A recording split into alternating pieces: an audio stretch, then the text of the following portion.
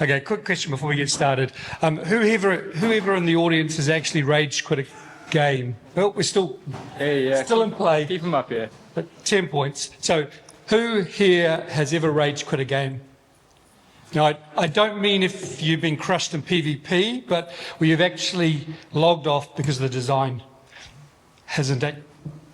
Good. I think both our hands are up as well for that. Yeah. So, narrowing the question just a little bit more, who's actually launched a game, then watched their players play something and be completely confused that they're doing stuff that you hadn't planned for? And that's where playtesting comes in.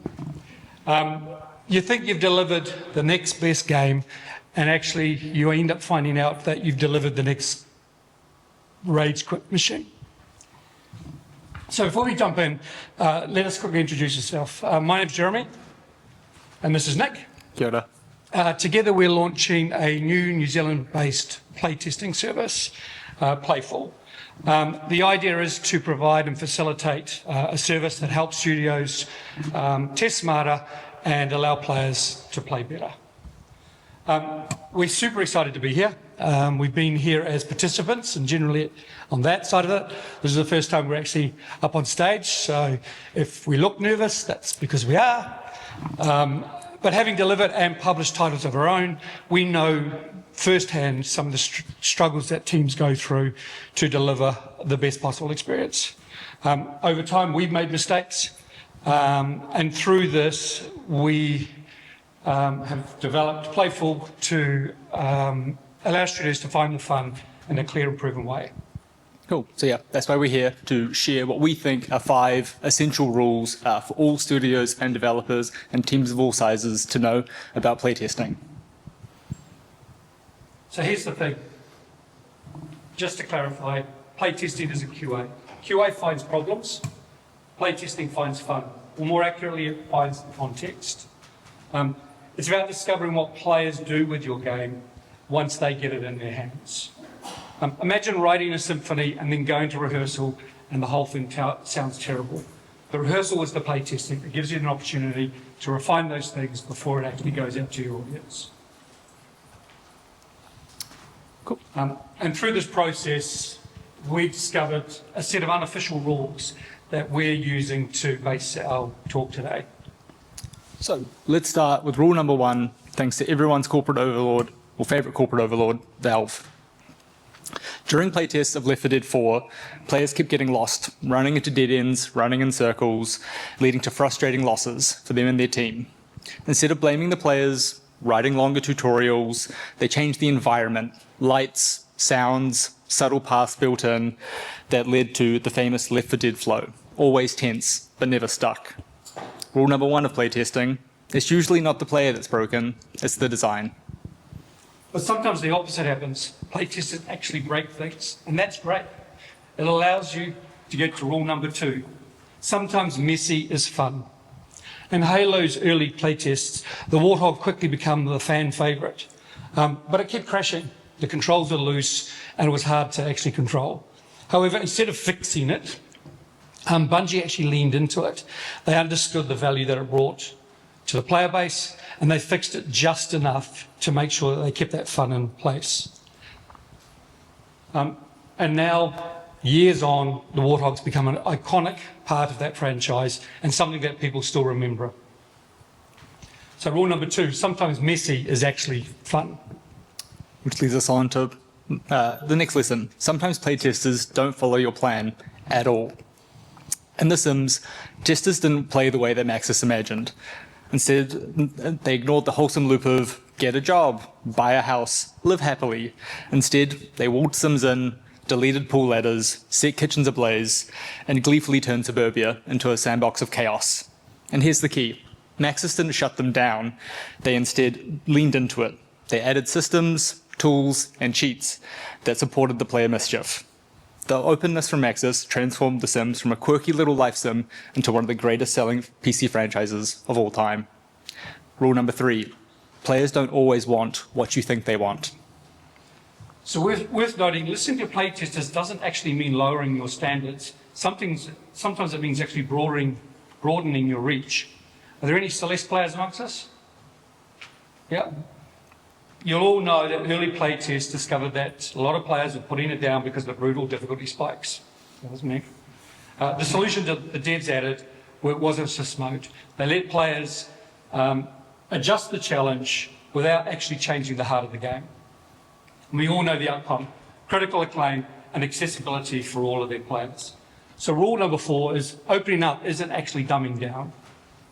And sometimes the biggest wins can come from the smallest tweaks. In the early development of the first 3D Mario games, players were struggling to judge their landings. Playtesting revealed that problem, that the jumping felt like guesswork. Miyamoto's solution? A simple shadow, a tiny dot, but just enough to anchor players to the world and give the players a sense of depth perception.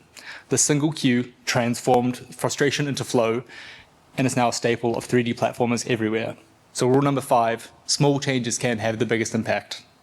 So it sounds simple. Together, these rules allow you to reveal the real benefits of playtesting. Better games because they're shaped by your players. Faster iteration, catching issues early to potentially save months of dev. Funding validation, we all know publishers and funders love evidence. Real players, real feedback actually contributes to that. And of course, market insight. If you know what your players love, you can build the game that they'll actually support. But still, some myths keep on getting in the way. Myth number 1, we've already talked about. Playtesting is just QA, and this is completely wrong. As we've said, QA finds problems, playtesting finds the fun and the context of your game. Rule number 1 says that it's usually the design, not the player. Myth 2, we'll do it later. I think everyone here knows that later usually means never or too late. Rule number 5 shows that a small change early can change everything. And rule number 3, I think something we all like to say to ourselves, the players won't understand. We already know what's fun. And rule number 2 proves that sometimes fun is in the chaos that you could never plan for. So now we've dispelled a few myths. It's fair to say that all these rules add up to insurance about avoiding wasted time, wasted effort, and wasted money. But there's one final bonus rule that we'd just like to add. Validation isn't your mates telling you your game is great. Studios that rely only on friends and family feedback often miss those hard truths. Real players stumble in tutorials. Real players skip dialogue. They also drop the game after 10 minutes if they can't figure out what to do. And that's where the gold is. Because when you're talking to funders or publishers or planning your launch, what matters isn't my mates loved it. It's the evidence of proof that actual players understand, enjoy, and stick with your game. So, next time you're deep in development, stuck in spreadsheets and shaders, remember that somewhere out there, there's a player ready to show you something that you never saw coming. Cool. And the truth is, we believe playtesting should be a persistent part of every dev culture. Not just a bolt-on, not just a scramble before launch, but a natural step in the process. And that's why we started Playful. It's about making playtesting normal, easy, and celebrated, and not just before launch. It's where devs aren't guessing what they should be building. They know because the players actually told them. So, rather than just us standing up here and hearing from us, I'd like to introduce you to 3 people who have been on the front line of playtesting for an amazingly long amount of time. They know the highs, the headaches, and the surprising wins better than everyone. So let's welcome up our panelists. We have Jump on up. 3 amazing panelists. We have Louis in the black shirt here, who's a QA lead at Blind Squirrel Games, previously working at Rocketworks, leading QA for Icarus. We have Ant, one of the regional content managers at Code and former QA at Warner Brothers Games. And we have Olivier, founder at Big Adventure Games, with well over a decade of experience in the gaming space, QA, localization, and product management. Awesome. So thank you guys for joining us. Great to have you here. So we're going to talk about the rules a little bit and get a little bit deeper into your guys' experience and sort of what this means to each of you. So we'll kick off with rule number 1. So design versus player. So can we think about a time where playtesting revealed it wasn't the player who was the problem, but the design? And I'll pass this over to Olivier to start. Sweet, thank you. I think it's like never the problem, the player that's the problem. It's kind of the player has an expectation with your game, and sometimes it doesn't match. Now, it's possible that you may have selected the wrong audience and the feedback isn't as valuable as you could have anticipated or wanted it to be. So if you have a casual mobile game that you're testing and your playtester only plays Call of Duty, Fortnite, they may not, enjoy it. They may not see the point. And the feedback that you have may not be as valuable if you're trying to make changes. It's really up to you to use the playtest to discover the problems, but also qualify them. Right? You're responsible for acting on the feedback. If you take everything you hear as gospel, it's, you'll be perhaps misled. Awesome, thanks. Ant. Yeah, I have to just completely agree with that. I think Olivia said it pretty succinctly. It is very much about expectation and meeting, setting up those expectations and the difference between what the expectation is and what the designer is really doing. So can I just ask on the back of that, would you guys try and get playtesters that actually match your segment before you start getting into that sort of stuff to narrow your data? So when we were recruiting for user testers, which is a little bit different, we ask questions like, because we're making a roguelike deck builder, have you played, Balatro, Inscription, Slay the Spire, etc.? And we give them 3 options like, I clock them, or I've tried it, or never heard of it, right? So that we know before coming into the test whether the person understands understands is the wrong word, whether the person has already approached these types of genres and is familiar with already some of the mechanisms. So, for example, people who are very advanced tend to skip the tutorial for a genre they're familiar with, right? So if they don't get it off the bat, then we know, okay, we need to really teach this, probably as part of the gameplay. If somebody who's completely new then goes through the tutorial and doesn't get it, then it's in how we're teaching it that the problem lies. Awesome, thanks. Let's move on to rule number 2, messy is fun. So thinking about moments where player chaos has sort of been developed into a feature or become part and parcel. Louis, why don't you kick us off? Yeah, so when we were developing Icarus, we had one of these creatures that was a bear, and it was the main antagonist for the early game that we had. One of the things that we found was during its animation, it would do a long wind up and a big swing at you, and if you step to the side, it would run past you. That got completely out into the game, and it was great, and everyone loved it, and that was good. It was a good way of defeating the bears early game, gave you a bit of a fighting chance, but it was still skill expressive. But it was a bug, and one of our devs found it and went, I fixed it. And then we suddenly got weeks of complaints that we cannot beat these things, we cannot do this. And it was a simple thing of what we thought was a bug was actually a massive skill expression for the player, and because it was a bug that we got rid of, we actually had to reprogram it in manually to make it work this way, which means we fixed a bug that ended up costing us hundreds of dev hours. So I think that's a massive one. Yeah. Yeah, absolutely. Awesome. And I could think of one time I was working on Lego DC Supervillains, and there was a bunch of vehicles in the open world that you could drive, and it was just standard vehicle mechanics. But there was a motorbike in the game, and if you could hit a building at the corner, you could ride on all the walls. And we bugged it because obviously that's not how motorbikes work. And the devs took one look at that and go, kids are going to love this. And you could just launch yourself off the side of buildings around the map, and it was great. These are really, really good examples. Did that change how you approached other aspects of the game?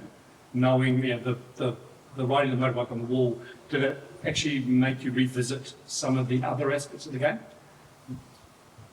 I mean, from a QA perspective, not particularly because I just play that I'm just QAing as I normally QA, but maybe Louis has this.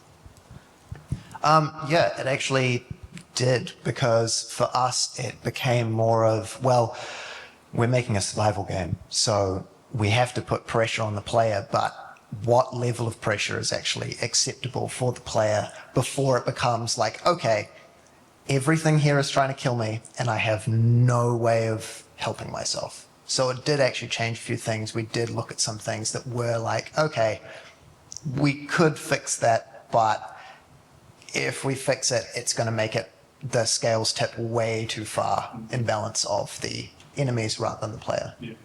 Nice. Cool. Thanks, guys. Looking on to rule number 3, unexpected play. So looking at ways that you've been surprised how players interact with your games. Olivier. Oh, sure.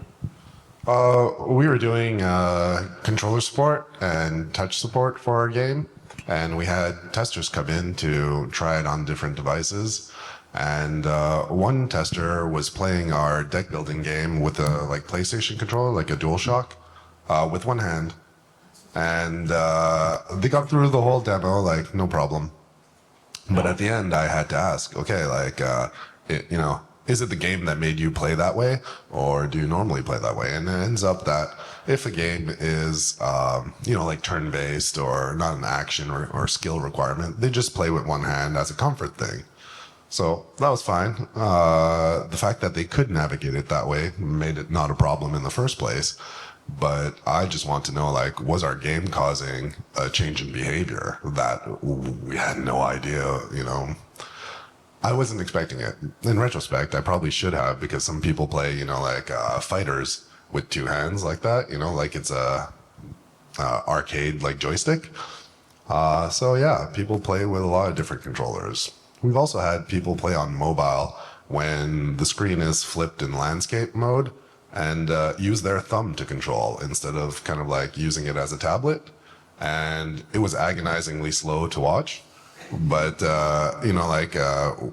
we couldn't stop them from using the device the way they were mostly comfortable with, right? So obviously after the test, we could suggest I play it this way. How do you play it? But during the test, they need to show that they can actually interact with it. So some of the things that we picked up from that was that some of the buttons were hard to press. Harder to press when you're using your thumb, but still, we could fix that for them, no problem. So that's cool. Awesome. Cheers. Louis, you have anything on this? Yeah. So we added a boss into Icarus, and it's a giant, dune sandworm sort of thing. And we were like, how do we get people to interact with this in a really awesome fight? And so one of the things we added was it took extra damage from fire damage. At the time that we added the sandworm into the game, put the fire damage on it, and had the game playing, we only had one form of fire damage in the game, and that was the bow and arrow with fire-tipped arrows. And we wanted to give the players this moment of, oh yeah, we'll do this, we'll get them in there, it'll be this awesome fight, it's primitive weapons, yeah, you got guns, but if you really want to do damage, you get in there with a bow and arrow, it'll be awesome. We found out very early on that people were speedrunning it by putting down a campfire, lighting themselves on fire, and running and standing on top of it and attacking it with a knife, because they could time the attack, the melee attack, better than the ranged attack. But if they were on fire, they were just constantly doing tick damage to it. So we're sitting there going, why in a survival game are you hurting yourself? It's going against everything. And then we ended up adding more damage things and more fire things, and then we slowly stopped seeing people speedrun it with campfires and knives. So that was good, but we needed more options for them earlier on if we were going to add elemental weaknesses to certain options. They will always break everything. Yeah, players are good at that. Looking at accessibility, not being afraid to make things slightly easier, dumbing it down, opening it up. How do you convince teams that making games more accessible isn't watering down your final product? Ant? I think accessibility is pretty straightforward.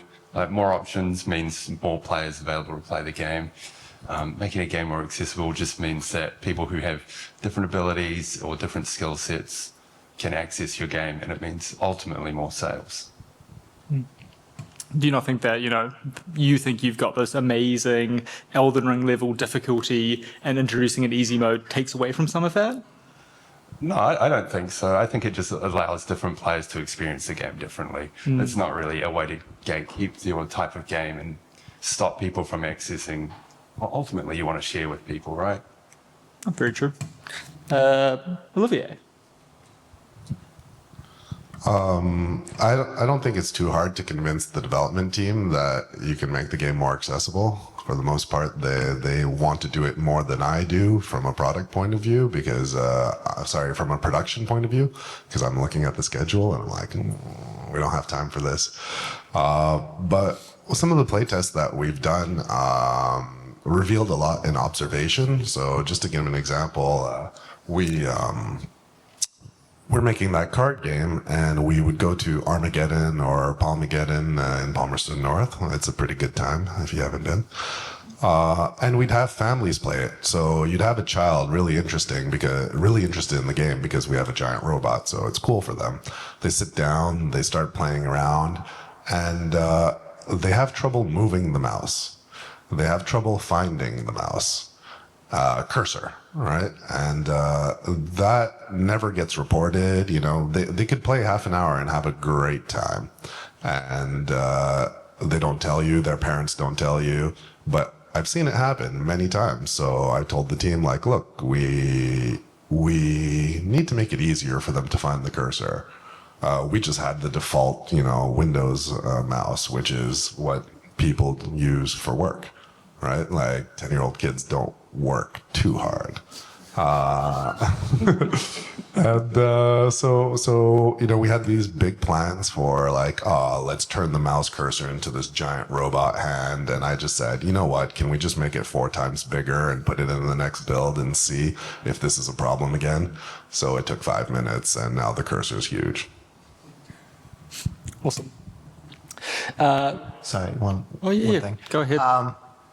Less of a conversation about something that I've done, but more in the sense that, has anyone here heard of Ninja Gaiden, the games? Yeah. So Ninja Gaiden 4 recently got announced, and when it got announced, all of the YouTube comments were like, oh man, you nerds aren't ready for the difficulty. This thing is going to be so hard. I think it was 2 days ago, or maybe yesterday, they released a trailer on difficulty.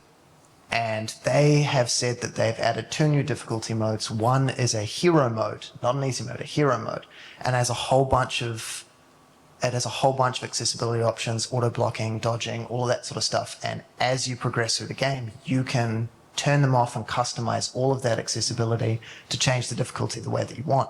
But in a compromise to that as well, they've also added a super duper hard mode. And hilariously, as soon as I saw the accessibility stuff, I was like, people are going to be so mad in the comments. No, everyone was united in the comments on, wow, this is great, I can play this game for the first time. And also people being like, yep, I'm going to go straight to hard. When I finish the game, I'm going into Master Ninja and I'm just going to hate it. But that's what people want. And I think it's good to know that there is a compromise. People will be like, I don't want it watering down my vision. Great.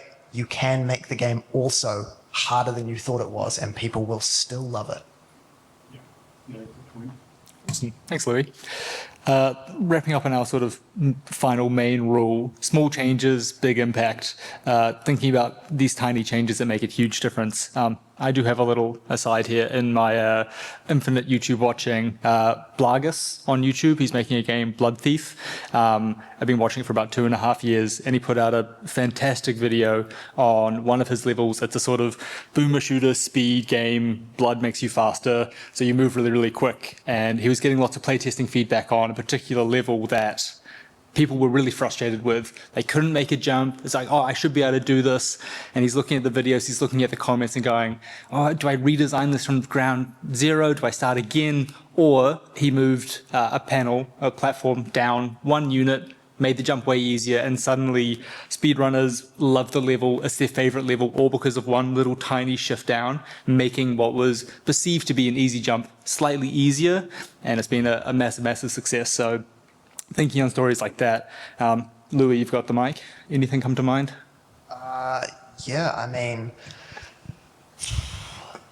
for me, I think like with a lot of these like easy things, I think you can very easily get into an echo chamber of design stuff if you are playing and testing with the same people all the time. And I think that if you're going to be jumping in and testing and looking at all these things, like you're saying with the Blood Thief, he's playing the game all the time. For him, and I watched the video as well, for him, he's like, this jump is really easy.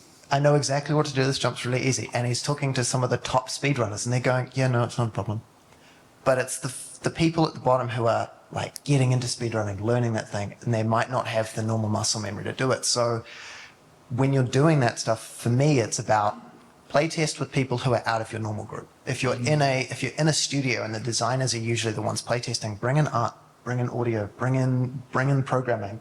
Bring in your tech lead, do whatever you need to do. People who have never touched a video game before, get them to play as well and help them through it. But you'll get really good feedback from grabbing people from multiple disciplines and also not your friends. Awesome, Olivier. I think I looked at this from the angle of like what changes to the process have made a big difference. And one thing that we used to do is we used to ask the question, essentially when they're testing different controller or inputs, we used to ask them to put it down and ask, how would you perform this action? And let them answer. And if they got it wrong, we would, would be like, okay, show them how to do it and then move on. And I found that if you just ask the question like that, you tended to get a very binary, like, this way it's correct or this way it's not correct. And then, okay, we move on. But if you would, do 10 of these and then you would get 5 people saying saying it wrong, it feels like 50% of the people don't get it. And that's actually the wrong approach when you're trying a new control. It's a like learning journey. And journey is a big word for this, but you're just learning how to flick the control. So we decide to ask the person twice more, So how would you perform this action? They give you their first shot, and then you're like, okay, if you did it another way, how would it go? And typically within the first 2 to 3 times, they would figure out how to do it. And okay, if they hit a wall after that, we would let them know and then move on. But if they didn't hit a wall, they would have learned the mechanism on their own, because people are, trial and error machines, right? So they have this learning, flow ingrained in them. So they wouldn't have been stuck if we had been quiet, right? So it's very good to see, like, as long as a control is within the first 2 to 3 attempts, or understood within the first 2 or 3 attempts, it's going to work in your game. Awesome. Thanks, guys. One thing in playtesting and something that we've come across is data is difficult. Especially qualitative data. It comes across messy, subjective, going around the circle here. What are your guys' sort of processes for turning that data into actionable insights for your team, or processing that data in a way that gives you actionable insights? All right, I guess I'll start and then pass it along. Cool. Well, we try to, let's say we're doing playtesting with about 50 people or so. We are collecting all the answers, then we're putting them together. So if an issue happens to 10 out of the 50, that's probably going to be at the top of the list. If an issue only happens to one person, it's going to be at the bottom of the list. But then we go through the whole list of issues, and we're asking ourselves, what is the actual problem that the player encountered, or what's the difficulty? We're not looking at their suggestions. The suggestions are appreciated, but we're digging into the problem, and we're doing this exercise called like the 5 whys. So you keep asking, why is this a problem? Why is this a problem? And you get to the root cause eventually. And sometimes you realize it is, I don't have an example off the top of my head, but it isn't directly related to the communication of the problem. It's something much deeper, along your systems. So oftentimes you don't want to fix the wrong part of the game. So this exercise, we do it as a team. We're only 4, right? So all 4 of us go through the results and we dig into why testers expressed a frustration until we get to a point where like, okay, this is the root cause. Let's fix that and then test it again. Sweet. Yeah, I mean, for me, like you've answered the technical side of it, but for me, like it's very much that when you're gathering all this data, you need to become almost like a translator. You need to be able to take in all of the information that you have been given and break it down into kind of what they're actually saying, what they want, what they mean, and then be able to take that data and give it to devs and make it clear that that's what they're doing. But that also needs to go the other way. If a dev has coded something and made something and put it in the game and everyone goes, it's great, and then you hand it to testers and they are just running into a wall because the control's wrong, you need to be able to communicate the other way, take it from dev speak to normal speak and normal speak to dev speak. And that's the main thing for me, because when I was at Rocketworks, we were not doing like very closed external playtests as much. We were pushing out weekly patches, and so the feedback we were getting was just people screaming into the void in Discord, and you just have to kind of take all of that information in and then be able to present it. Because if you go up to dev and you're like, 90 people are screaming, it's not great. But if you can be like, look, 90 people are having an issue with this thing, and I think it's because they're not having fun here. They're doing this, and they're getting confused here, or the objective is wrong. That's a really important thing. So being a translator is a big thing for qualitative data. Yeah, it's exactly that, like the translation and seeing the connective tissue between all the different types of feedback you're getting, not just every individual piece, and trying to collect it all and understanding what the commonalities are.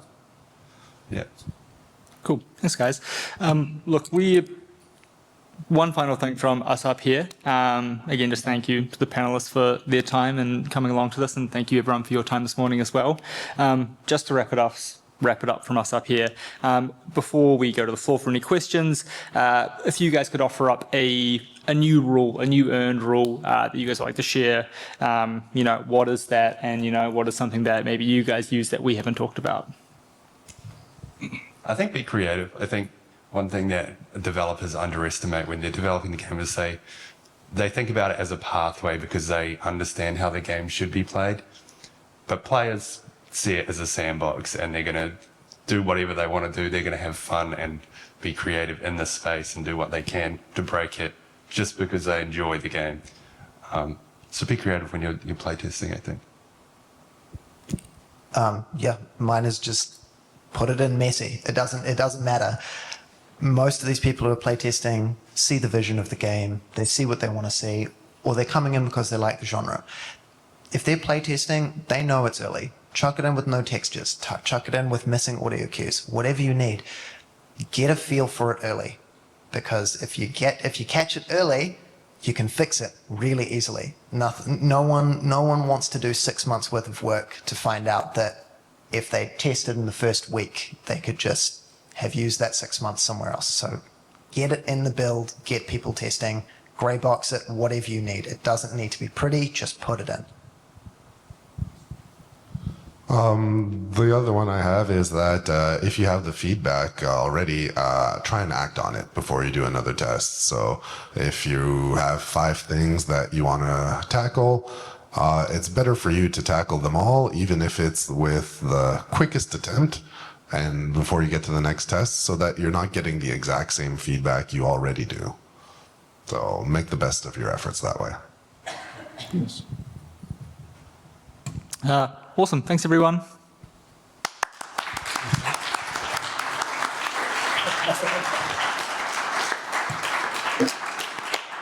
Hey, yeah, plenty of time left, so if anyone wants to ask a question of Jeremy, I, or any of the panel members, chuck a hand up and we'll get a mic to you.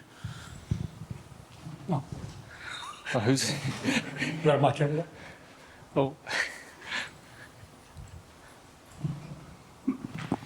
Thank you for the panel. I was wondering, when do you think is the best time to do blind playtesting where you don't tell the playtesters anything about the game? And when is the best time to sort of guide them a little bit and sort of just gauge their reactions? Let's jump onto that one. I don't know. If you have something that's fun, even if it's like a 5-minute experience, it's worth getting a second pair of eyes.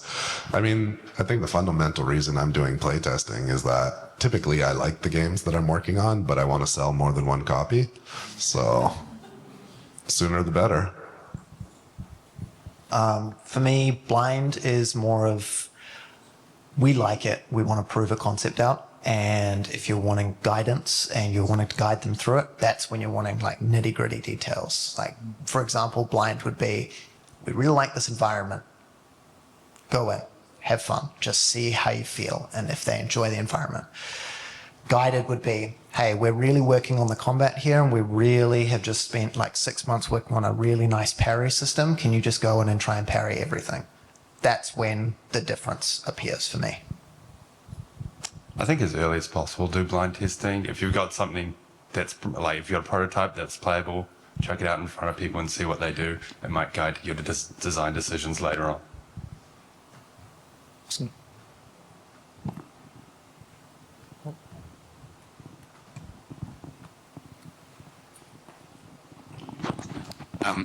Kia ora. I was wondering how you find the process of kind of interpreting feedback, especially sort of like, oh, you should do this type of feedback, back down to its raw like problem that you're trying to identify. Like, yeah, just some insights into like how you find that process and how you find that nugget of what the actual like UX problem is. It's a bit of trying to understand what their expectation is and how they're trying to see what they're trying to do, as opposed to understanding the actual words. Does anyone else? I always think of receiving and giving feedback like a really close friend would give or receive feedback. They can say like, hey, look, I'm gonna be serious, I hate this. And you'll really think about it, right? But they're not saying that to be hurtful. They're not saying it to be like, hey, your specific idea, get it out. They're really leaning in and wanting the best for you. And that's what these playtesters want to do. They might not know you personally, but they might love the genre. And they really want to push the genre forward because it's the thing that they do when they get home after a stressful day. And if they want something to work a certain way, they're gonna tell you about it. And they want to tell you about it because they want it to be better. So feedback always comes through, even if it's like, I don't like this. It's removing that human element out of it. It's like, they're not trying to hurt my feelings. They're trying to push this game forward. They're trying to make me better. They're trying to do this better. They're trying to make it more like market validity, all of that sort of stuff. So, yeah. I also find like just as a personal trait, I tend to jump to trying to solve problems too early. So that happens to other people too. Like if they're giving you feedback, it's because they care at least a little. All right. So they might jump in and be like, oh, this doesn't work. You could do this, or like if you made the panel that color, it would work differently. What they're expressing is only that there's a problem there. So us as a team look at it as like a problem has been communicated. It's on us to really dig down and isolate the problem before we apply the fix, because you don't want to, for example, take a hammer to a chisel problem or vice versa, or, fix the wrong pipe or whatever it is. I think also ensuring that you're getting data supporting what people are playing. If someone says, oh, I dislike this level, without the context of what level they're on, where they're at in the level, how many times they've died, how far progressed they are, what level they are, it can get quite muddy. So ensuring that you have the data to sort of help support that qualitative feedback is also really useful. One more question up front.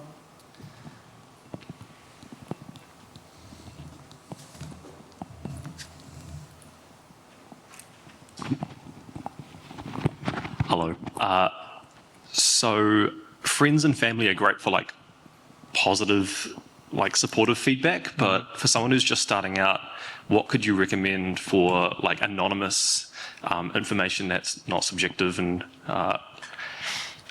I don't know, just going to give you the best feedback. I don't know where to go to find these anonymous people, essentially, is what I'm trying to say.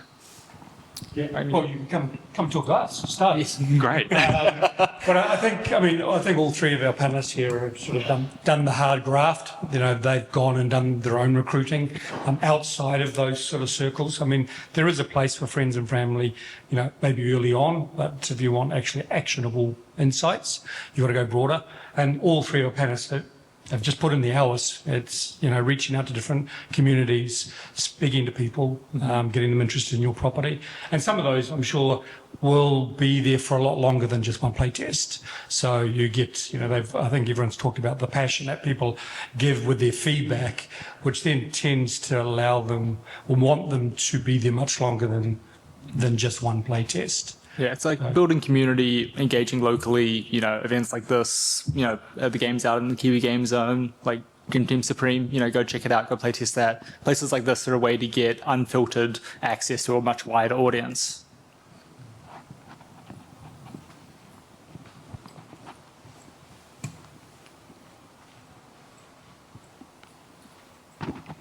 Hi. Talking about like the cadence and strategy of playtesting, I mean, Olivier kind of answered this, like playtest when you have something good. Do you have any like strategies that you've found like have worked or haven't worked? Or could you talk a little bit about how that fits into your process? Sorry, can you clarify, like strategies for what? For like the cadence of your playtesting, do you say like, you know, at the end of every sprint review, if you're doing sprints, we are going to do a playtest and this helped us or it didn't help us? Or you say, you know, every 3 months ahead, we want to do a public playtest and that's worked really well because ABC are like, oh, we don't do that anymore because XYZ. Yeah, so there's only 4 of us. So the first thing that has to happen is we have to make a meaningful change to the build. And ideally, we need to have tackled things that people brought up as issues. If we haven't done that, then the value of, you know, recruiting for the playtest, because we're trying to find people on our own, is lost, right? Because we're going to hear the same thing.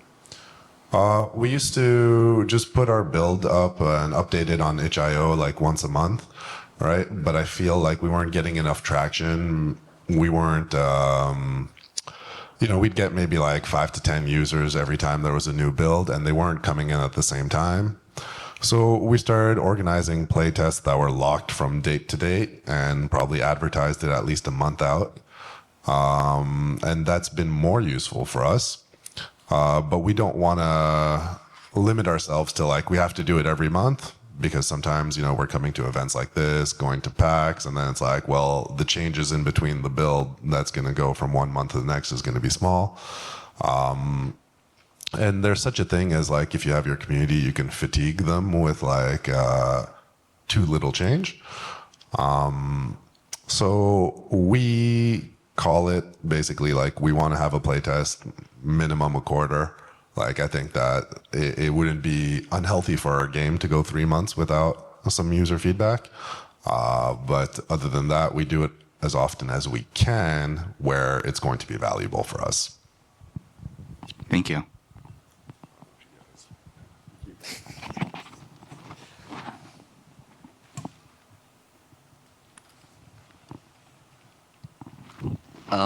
So Olivia, you said earlier that you use like a questionnaire when you're looking for playtesters, like people who have clocked the game, played it a little, and like not played it at all. Do you think it's beneficial to get somebody from each of those levels to come and playtest the game so that you can make it accessible for people that maybe want to get into that genre, but they're starting out, so they're not going to be able to play on that super high level? Yeah. That depends. So it really depends on what you're trying to learn from your playtest. So I don't know that we covered this, but when we're going into a playtest, we have kind of a research plan. Makes it sound like it's crazy, right? But like, it's like one page that says, this is the goal of the playtest. These are the things that we care about learning. These are the things that we don't care about, for example, right? Perhaps we don't care about them because we know they're unfinished, etc. So if we're doing a user test, which is like a one-on-one thing, then we're actively guiding people away from those areas. We're like, hey, don't go into that section. Like, there's nothing there, right? We're not going to learn anything other than it's not finished, and we know that, right? So if we're doing like usability tests, so we've changed the input somehow, we will mostly start with people who are not familiar with the genre. But also, if we're doing a tutorial, we'll take people who are not familiar and people who are very familiar to see like what the difference is. So it depends on what you're trying to get out of your test.